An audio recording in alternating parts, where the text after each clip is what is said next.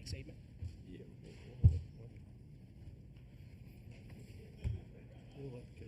Got it. Exhausted. Is it bad? That's how I feel like last minute. You made it through after.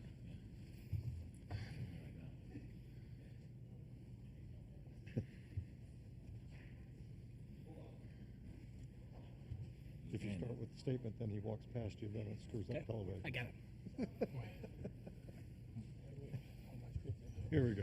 Because I didn't score it like my average. Who cares? I don't care, but I'm just saying it's so funny. All right, now we have the Michigan Wolverines present, and Coach May will ask you to make an opening statement, and then we'll take questions for the student athletes. So, Coach? First of all, we appreciate you guys hanging around, waiting on us to do what we needed to do. I want to praise our guys' resiliency and their togetherness. For the majority of the game, it wasn't how we scripted it. It wasn't what we thought it would look like, but it was two heavyweights going at it back and forth, tooth and nail. And I'll just give I'll give our guys credit for staying the course. Different guys stepped up, got us ignited. And then these guys took it over late and made plays. Questions, please, for the student athletes. Raise your hand. We'll get a microphone to you. Please state your name and the media affiliation. Brian Gillis, SB Nation. This is for any of the players, but particularly the two big men. You guys have played some pretty physical games this year, whether it was Michigan State, Maryland, Purdue. This looked really physical, especially inside. How do you rate that against some of your other games this year? Danny, we'll start with you. Yeah. It was definitely, they have great size up front. We've seen a lot of teams like that, and I think when we played them back at their place, they showed us some different things, and tried taking what the game gave me. I think that, I just don't think shots were falling really in general in this game, but it was definitely a physical game. Vlad? That's what you expect to play in a tournament, especially a Big Ten, the most physical conference in the country. So that's what you expect going to play in these kind of games. You want Trey? Trey? Why is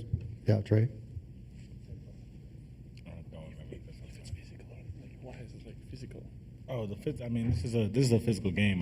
When it comes down to tournament time and winning, it's going to be physical because teams want it so bad and they're going to chase the ball and other people are going to be in the way. So that it's just the will to win, and I feel like that's where the physicality comes from, the urge to wanting to win so badly. I feel like that plays a part in it, but that's where we stepped in these past 3 games here at the Big Ten tournament, just that physicality and that desire to win. Right here. Talk about what it means to you to win the championship. Trey, this time we'll start with you. It means the world to me, and I think it feels. I think the best feeling is seeing the guys from last year. The smiles on their faces. This is what we came here to do. Coach recruiting us out of the portal, all 3 of us, and this is what we came here for, and this is what we want to do. So I think it means the world to me. I know that, and it means the world to my teammates. But it's a blessing to play for something that's bigger than you with this Block M on our jersey. It's a legacy behind it, and just being able to stamp ourselves in history as a team through ups and downs is amazing. Vlad?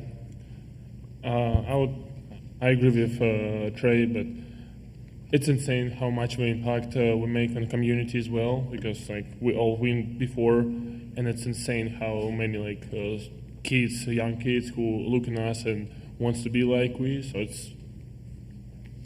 we're taking pride to be like a role model for them. Danny? Yeah. Obviously, I think that's why we all came here.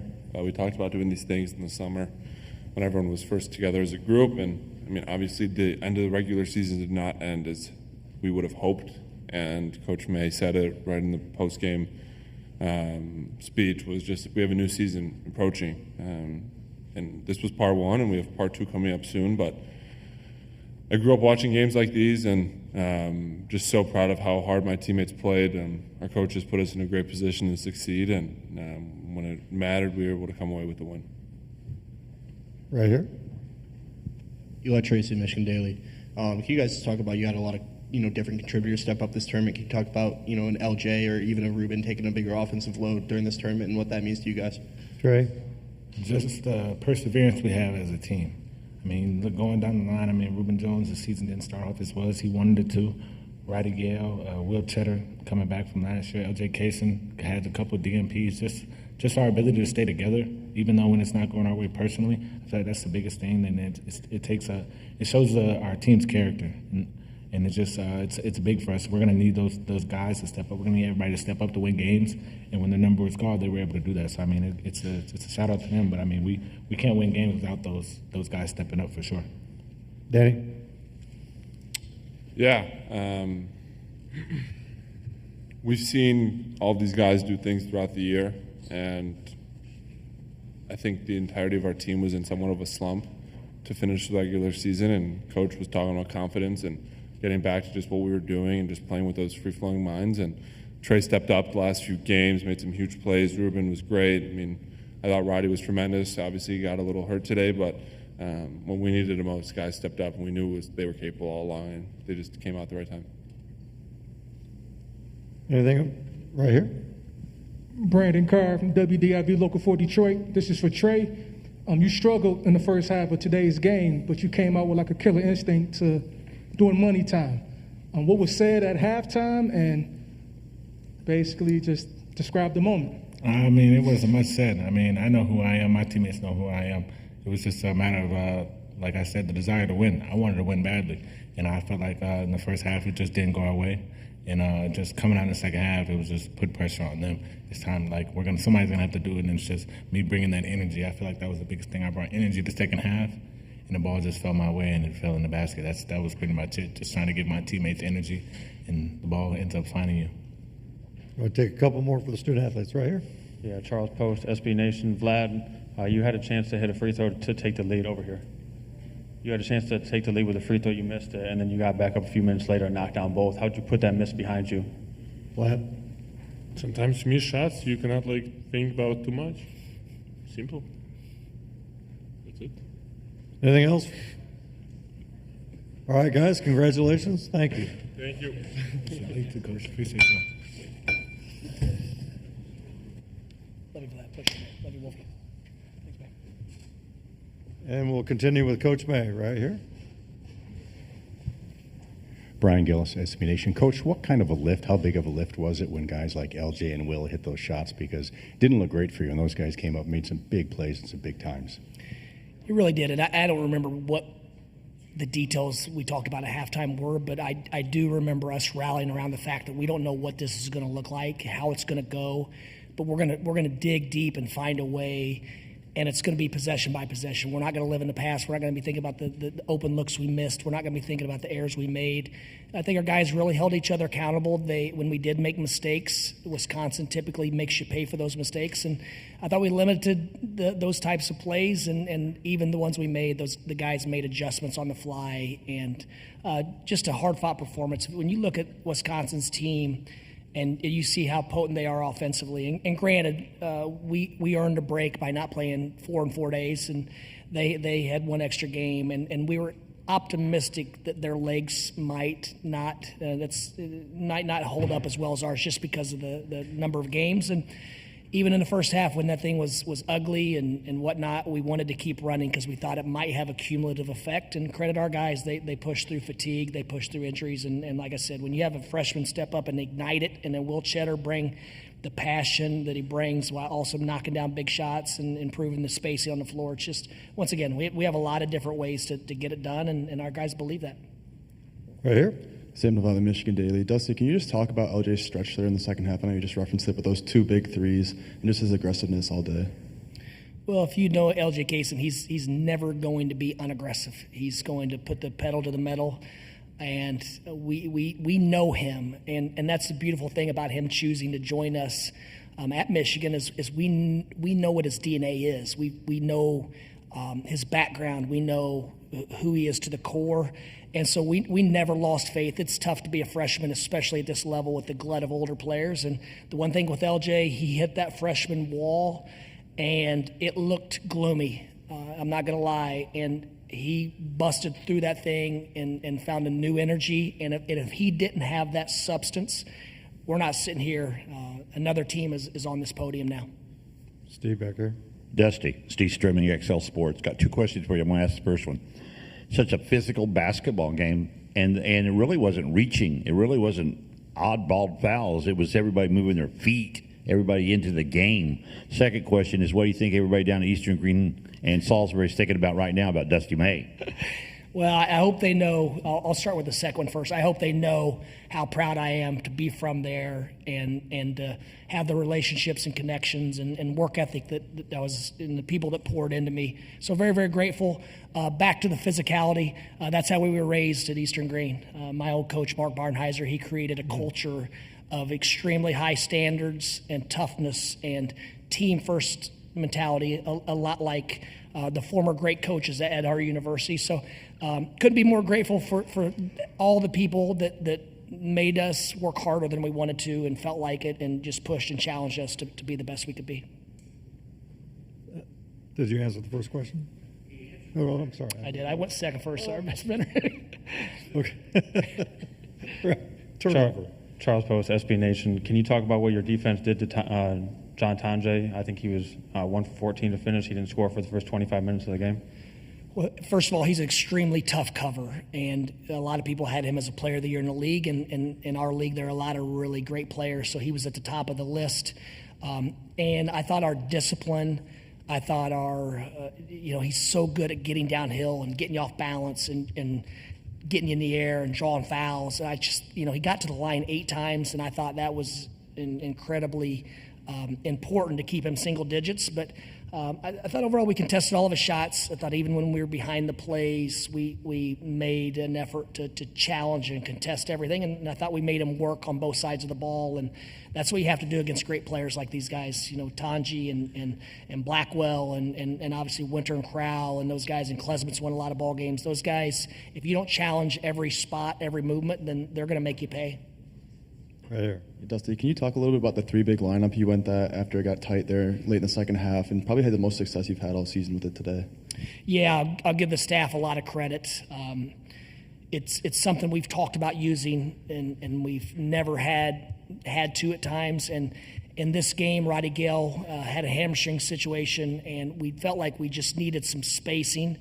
And so they made the suggestion as a group, and it didn't take long to agree to that because it's what we needed, and we have faith that Danny Wolf and Vlad and Will all can sit down and guard 1 through 5s, and we trust them to do that. So I thought that was the difference of the game. Once LJ got us going, that big lineup with great shooting size, other than one defensive error, I thought they played almost perfect basketball where they generated good offense, they worked well together, and then defensively they were physical and locked into the scouting report.